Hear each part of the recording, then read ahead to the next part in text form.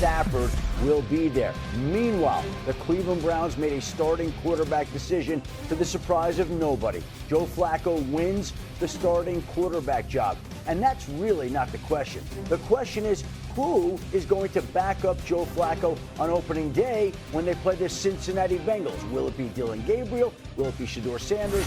Will it be Kenny Pickett? But Joe Flacco won that job without ever taking a snap in a preseason game. And then there are two quarterback battles left in the NFL. The Indianapolis Colts and Shane Steichen, their head coach, say, "We suspected all along." Kevin Stefanski said he was going to name a starter today, and he did. And just like Ocho and I surmised, it's Joe Flacco. The 40-year-old will be making his first week one start since 2022 when he's with the Jets.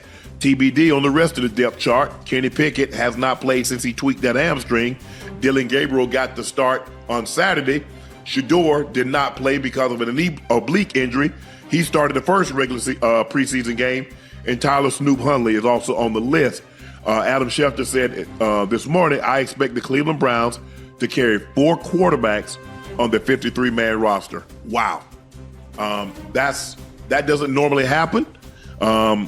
It's just, I think they're afraid that if they let one of these guys go, somebody's going to snatch him up. You'd probably like to cut them and then have them come back on the practice squad, but they don't feel they can do that. They feel that if they were to release Gabriel, release Dillon Gabriel or Shedeur Sanders, somebody would sign them to their active roster, and you don't want to run that risk.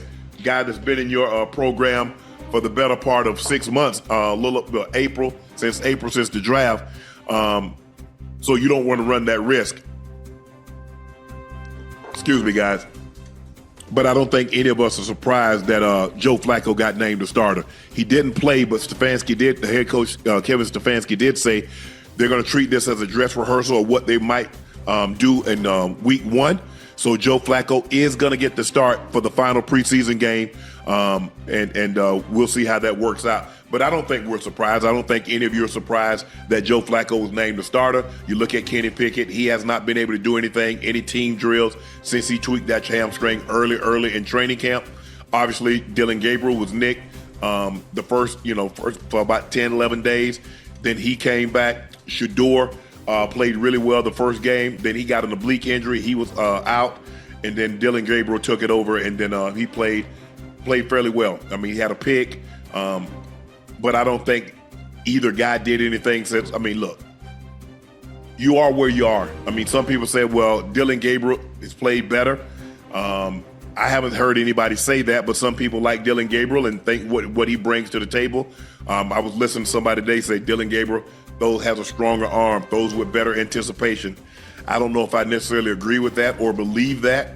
It's going to be a very tough decision, but in order for them to carry 4 quarterbacks, that means they're not really sure, and they don't want to make the mistake. Nobody wants to make the mistake and get off one of these quarterbacks, have him go somewhere else and play really, really well when we had him in our fold. So that's what I deduce from that. Cleveland put themselves in a bind by signing Joe Flacco to a 1 year. I think they traded for Kenny Pickett and then selecting 2 quarterbacks, one in the third, one in the fifth, and you find yourself in a situation because none of these quarterbacks really have separated themselves from the rest of the guys. Pickett didn't really get a chance to separate himself because he's been injured for the better part of training camp. And so, I don't know, does he start? I don't think he start on PUP. How is he progressing, Nash? Do we know anything about how he's progressing? Be interesting to see. I don't think you put him on PUP because if you put him on PUP, he's going to put him down for 6 weeks. I don't think it's going to take that much length of time. He'd be out almost 3 months with a hamstring injury. Wow. So we're coming up on a month. Funny that you say that because Justin Jefferson just returned to practice and he was out for 25 days. And we're going to talk about that in a little bit. But these hamstrings are very, very tricky. You want to err on the side of caution. The last thing you want to do is miss that amount of time, come back and tweak it again because you're probably going to double the amount of time that you're going to miss moving forward. So Cleveland Browns named Joe Flacco as their starting quarterback. They did not give a depth chart after Joe Flacco.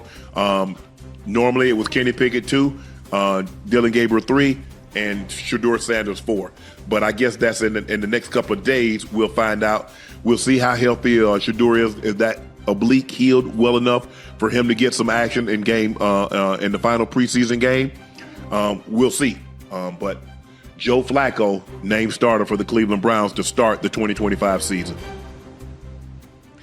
Titans quarterback Cam Ward got into a scuffle with DT Jeffrey Simmons and Cam Ward and defensive lineman Jeffrey Simmons got into a scuffle on Monday. Ward threw a touchdown pass to Calvin Ridley toward the end of practice and went over to celebrate. The rookie quarterback stopped, gave Simmons a shove before doing the trademark Zombieland celebration in front of him. Simmons reacted with a two-hand shove to Ward's face mask. The offensive lineman came running to help to Ward's defense. I think we kind of had a conversation. We kind of had a conversation about this a couple of days ago. I wish Ocho's connection would get fixed because this is what I wanted to ask him. I think both guys need to be smarter in a situation like this. That's your starting quarterback. You're only going to go as far as he take you, Jeffrey. So you don't want to do anything to hurt that guy. He's the number 1 overall draft pick, and all your hopes and aspirations are pinned on his shoulder. Now, Cam, that's your teammate. You know what I mean? Come on. And been a long day of practice. They said this happened towards the end of practice. And anytime like that, guys are frustrated. I didn't want you to score, but you stop and celebrate my face. I'm not feeling too well. That might be the reaction that you get. But normally teammates, I couldn't imagine, to be honest with you. Have John celebrated? Yeah, absolutely. But I couldn't imagine a defensive lineman doing something like that to Seven.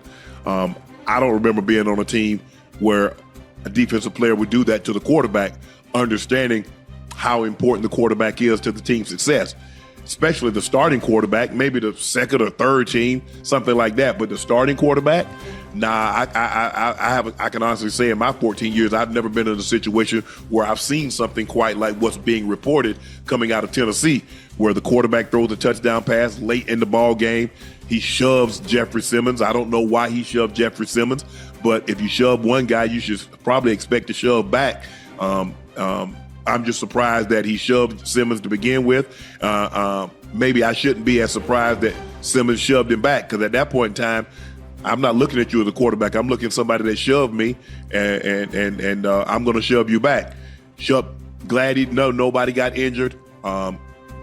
The offensive linemen did what they're supposed to do, run to Cam Ward's defense. That's what's supposed to happen. Somebody attacks your quarterback, you come hell or high water, you defend that guy. Right, wrong, or indifferent, you defend your quarterback.